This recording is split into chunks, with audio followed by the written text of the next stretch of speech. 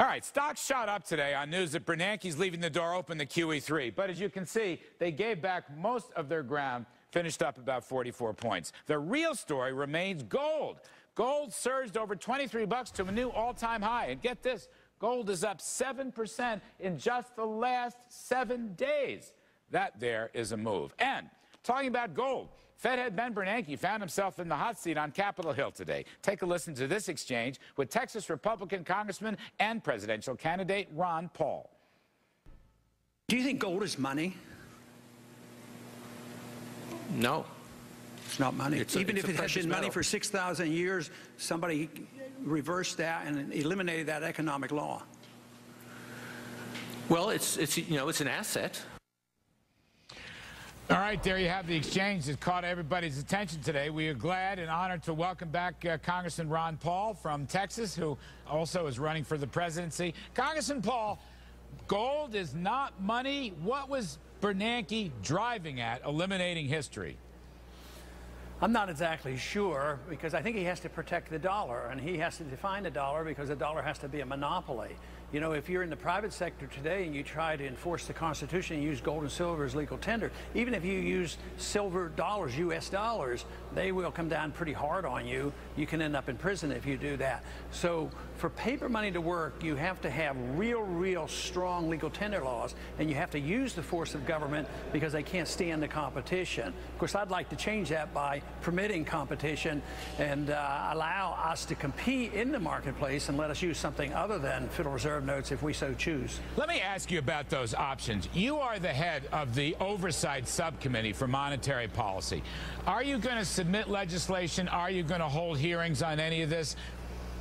Oh, yes. We have a bill already in on competing currencies, and we have had some preliminary hearings, but we will have more on the competing currency issue, because I predict and anticipate this next year is going to be hectic. I think we're just beginning to see the results of what QE2 and QE1 has done. So I expect that we're going to have a lot of people unhappy with higher prices. You know, today I cited the private sources, and they claim that prices are going up over 9%. I don't know if you watched that or not, but I happen to believe that consumer prices are actually going up much more so than the government states. Well, let me ask you, gold prices are soaring in the marketplace, and many people think they're soaring because of the expectation that the Fed might ease some more with quantitative easing 3. I don't know what they're going to call it. They may jam another $600 billion in. Who knows, Mr. Paul? I sure don't know. But can you challenge him in a hearing? Can you put him in front of you and maybe surround yourself with colleagues from both sides of the aisle and ask him what he's doing to the value of our money? Actually, I'm not permitted to do that under the House rules. I'm a subcommittee, and they have sort of standing rules that a subcommittee does not qualify to have the Secretary of the Treasury or the Federal Reserve Board chairman before that committee, because I've checked into that, and I would not have subpoena powers to insist that he come. What about the Fed audit rule? Now, I believe you signed on to a Fed audit. Where does that stand? Is there a way to put some heat on Bernanke through that vehicle? Yeah, and I think we've achieved something there. We've had some court cases that have been won.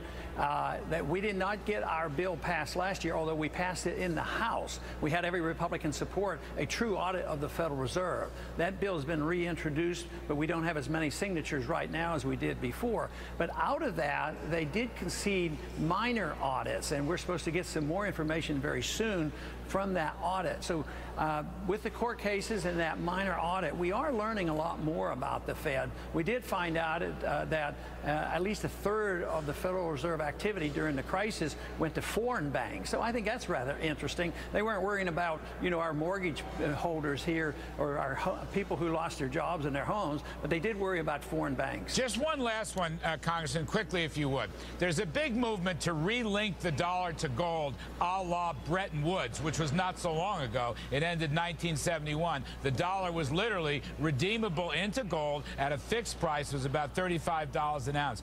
Why not go back there as a way of putting the clamp on the Fed and restoring the dollar's value to gold? Well, it would be better than what we have today, and that's what you need is a clamp on the Fed so they can't print. There are some limits.